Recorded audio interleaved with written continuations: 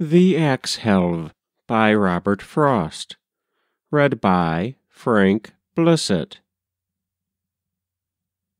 I've known ere now an interfering branch of alder catch my lifted axe behind me, but that was in the woods, to hold my hand from striking at another alder's roots, and that was, as I say, an alder branch.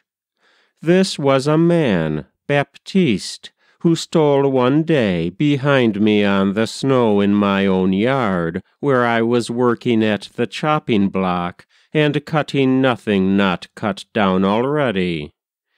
He caught my axe expertly on the rise, when all my strength put forth was in his favor, held it a moment where it was to calm me, then took it from me, and I let him take it. I didn't know him well enough to know what it was all about. There might be something he had in mind to say to a bad neighbor he might prefer to say to him disarmed. But all he had to tell me in French English was what he thought of, not me, but my axe. Me only, as I took my axe to heart. It was a bad Ax-Helve someone had sold me. Made on machine, he said, plowing the grain with a thick thumbnail to show how it ran across the handle's long-drawn serpentine, like the 2 strokes across a dollar sign. You give her one good crack, she's snap rot off. Den where's your hack's head flying to rough de hair? Admitted, and yet what was that to him?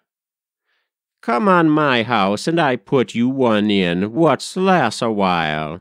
Good hickory what's grow crooked, de second growt I cut myself. Tough, tough. Something to sell? That wasn't how it sounded. Den when you say you come, it's cost you nothing. To naught? As well tonight as any night. Beyond an over-warmth of kitchen stove, my welcome differed from no other welcome. Baptiste knew best why I was where I was.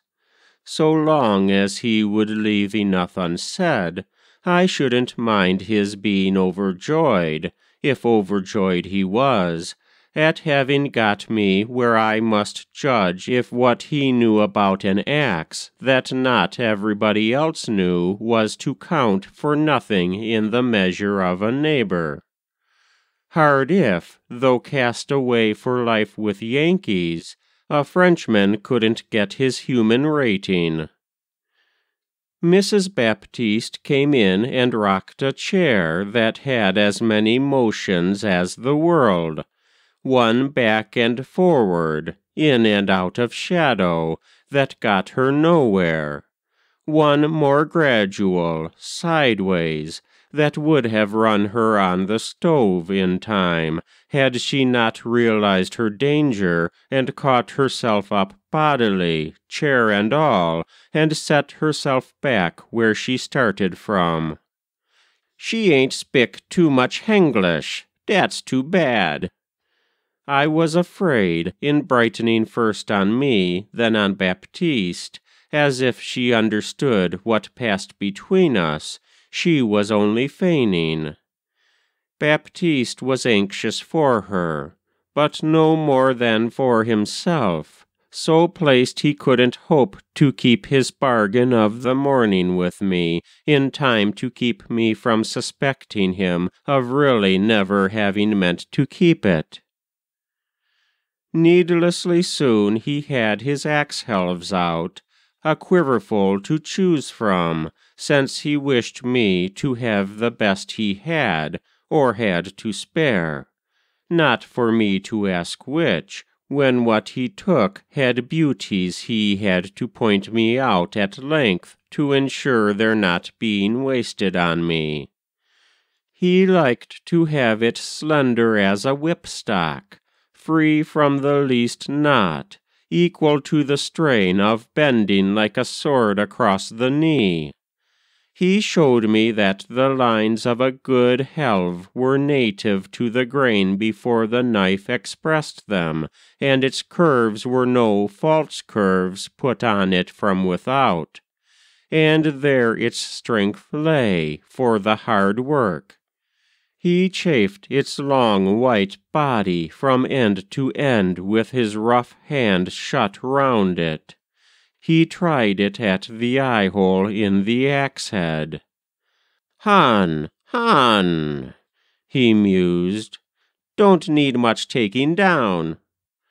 Baptiste knew how to make a short job long for love of it, and yet not waste time either. "Do you know what we talked about was knowledge?" Baptiste on his defense about the children he kept from school, or did his best to keep, whatever school and children and our doubts of laid on education had to do with the curves of his axe-helves and his having used these unscrupulously to bring me to see for once the inside of his house. Was I desired in friendship, partly as someone to leave it to, whether the right to hold such doubts of education should depend upon the education of those who held them?